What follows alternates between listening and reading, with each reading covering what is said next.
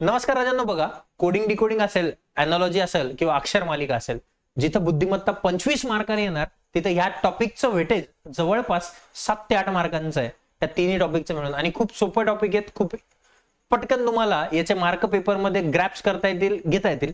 हा क्वेश्चन बघा राजांनो, जर तुम्ही नीट लक्षात आलं तर तुम्हाला इथं डी दिसतंय, इथं पण डी दिसतंय, इथं पण एल दिसतंय, इथं एल दिसतंय, म्हणजे इथं एच आणि इथं पण काय असणार एच. असं ऑप्शन मला इथंच माझं लॉजिक भेटलं आणि उत्तर पण भेटून गेलं. एच एकाच ऑप्शन मध्ये स्टार्टिंगला आहे. ठीक आहे, पण मला क्रॉस व्हेरिफिकेशन साठी मी आणखीन एक लॉजिक लावून बघितलं असतं. इथं 18चं काय झालंय 17 -1 झालंय, बरोबर. इथं बघा व्ही चा नंबर 22, त्याचा 21 झालाय. या दोघांमध्ये लॉजिक असणार.